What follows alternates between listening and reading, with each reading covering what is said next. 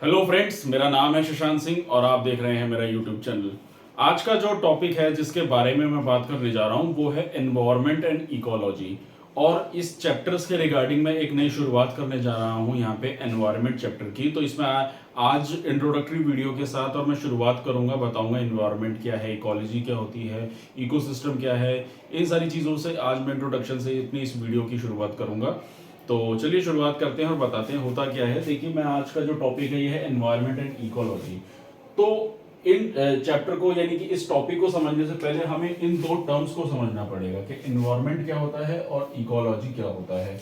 तो पहले मैं बात करूंगा एनवायरनमेंट की। एनवायरनमेंट का मतलब होता है लिविंग एलिमेंट्स और नॉन लिविंग एलिमेंट्स को मिलके बनता है एनवायरनमेंट। यानी कि इसका मतलब ये हुआ कि लिविंग एलिमेंट्स में कौन से आगे जितने भी हमारे लिविंग थिंग्स होते हैं, यानी कि इंसान है, जानवर है, प्लांट्स हैं, और नॉन लिविंग एलिमेंट्स में आते हैं जैसे हमारे पत्ते हैं, पेड़ हैं, सॉरी हमारे पहाड़ हो गए, झरने हो गए, नदियां हो गई, जिसको हम बोलते हैं एबायोटिक। यानी कि हमारे एबायोटिक और हमारे बायोटिक का जो कॉम्बिनेशन होता है उससे मिलके हमारा एनवायरनमेंट बनता है।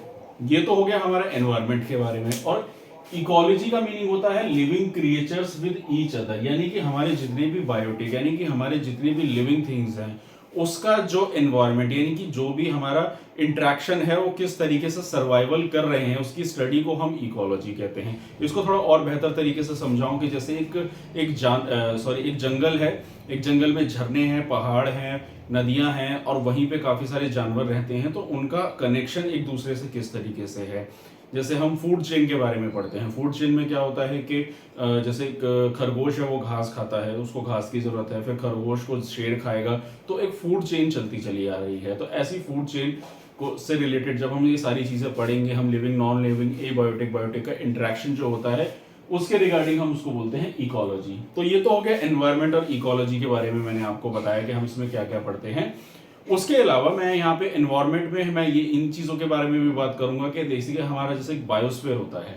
बायोस्फीयर क्या होता है? बायोस्फीयर तीन चीज़ों से मिलकर बनता है। एक होता है हमारा लिथोस्फीयर, एटमॉस्फेयर और हाइड्रोस्फीयर, यानी कि पानी, हवा और लैंड, इन तीनों से मिलके जो हमारी जहाँ पे लाइफ एग्जिस्ट होती है उसको हम बायोस्फीयर कहते हैं। तो जो हमारी लाइफ है, हमारी अर्थ पे जो लाइफ है और उसका जो इंटरेक्शन है हमारे बाकी क्रिएचर से, नेचुरल चीज़ों से, उसकी पूरी स्टडी को हम इकोलॉजी कहते हैं। हम उस चीज़ को पढ़ते हैं, समझते हैं कैसे एक दूसरे की चीज़ें एक दूसरे पे इंडिपेंडेंट हो गई हैं, कैसे एक दूसरे से कनेक्ट है और कैसे एक दूसरे के बिना सर्वाइवल मुश्किल होता है। तो अभी इस वीडियो में आज तो मैं इंट्रोडक्शन में इकोलॉजी मैंने जैसे आपको बताया, लेकिन मैं इसके थोड़े से लेवल्स के बारे में बात करना चाहूंगा कि क्या क्या इसके लेवल्स होते हैं और किस तरीके से हम इसको पढ़ेंगे, समझेंगे, जानेंगे। तो चलिए शुरुआत करते हैं। पहले मैं बात करूंगा इंडिविजुअल की। इंडिविजुअल का मतलब होता है, यहाँ पे बात कर रहा हूँ एक इंडिविजुअल क्रिएचर की, चाहे वो इंडिविजुअल प्लांट हो, इंडिविजुअल इंसान हो, इंडिविजुअल जानवर हो। वहां से शुरुआत होती है इसकी स्टेजेस की, इसके लेवल्स की। यानी इंडिविजुअल एक जानवर हो गया। जैसे अगर मैं बात करूं मछली की, तो मछली एक सिंगल इंडिविजुअल मछली हो गई है। उसके बाद फिर मैं बात करूंगा उसकी पॉपुलेशन की, तो यानी कि एक पूरी मछलियों की पॉपुलेशन हो गई है, कितनी पॉपुलेशन है उसकी। फिर उसकी अगली स्टेजेस की बात करूंगा कम्युनिटी की। कम्युनिटी में होता है कि काफी सारी पॉपुलेशंस की अलग अलग कम्युनिटी इंटरेक्ट करती हैं। इसमें एक खास बात यह है कि अगर कम्युनिटी की बात करूं तो यहाँ पे आता है हमारा इंडिपेंडेंस, यानी कि एक दूसरे पे इंडिपेंडेंट है। जैसे एक जंगल है तो जंगल में आपको सांप मिलेंगे, आपको छोटे छोटे इंसेक्ट्स मिलेंगे, आपको शेर भी मिलेगा, आपको वहां पे खरगोश भी मिलेगा। तो हर एक जानवर एक दूसरे पे इंडिपेंडेंट है, क्योंकि कुछ कार्निवोरस है, कुछ ओमनिवोरस है, कुछ हर्बीवोरस है। अब कछुआ घास खाएगा, उसको शेर मार के खाएगा, तो ये एक फूड चेन होती है। तो ये इसलिए एक दूसरे से इंडिपेंडेंट होते हैं। तो यहाँ पे ये पूरा कम्युनिटी आ गई हमारी। और फिर उसके बाद आता है हमारा इकोसिस्टम। इकोसिस्टम हमारा सबसे इंपॉर्टेंट स्टेज होती है। इकोसिस्टम का मतलब होता है कि जहां पे इंटरेक्शन होता है हमारे लिविंग नॉन लिविंग क्रिएचर्स का। जैसे कि मैं बात करूं एक एक्वेटिक की, अगर एक मैं घर में जो हमारे मछलियों का जो हम बना के रखते हैं आर्टिफिशियल एक्वेरियम, उसको भी हम इकोसिस्टम कहते हैं। कि यानी कि उसमें थोड़ा पानी है, थोड़ा झरना है, उसमें एक मछली है, तो वो एक इकोसिस्टम डेवलप हो गया। तो इकोसिस्टम का मतलब होता है जहाँ पे एक सेटअप हो जाता है। अगेन फिर मैं इसके बारे में जैसे बात करूंगा, जैसे एक घर है, उस घर में हम रह रहे हैं, तो हम एक लिविंग ऑर्गेनिजम्स है, उसमें खाना है, पानी है उस घर में, तो वो एक इकोसिस्टम डेवलप होना, उसको कहते हैं हम इकोसिस्टम। उसके बाद मैं बात करूंगा बायोम की।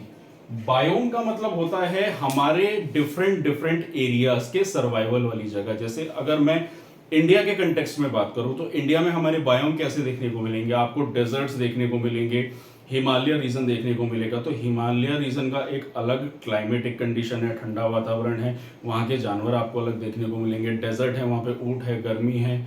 आप कोस्टल रीजन में जाएंगे तो समुद्री तट है, वो अलग एरिया आपको देखने को मिलेगा। उसी को हम बोलते हैं बायोम और उसी के अकॉर्डिंग एडजस्ट होता है वहाँ का इकोसिस्टम। और लास्ट आता है हमारा बायोस्फीयर, जिसके बारे में मैंने अभी आपके बारे में बात करी कि बायोस्फीयर के अंदर ही हमारी लाइफ एग्जिस्ट करती है।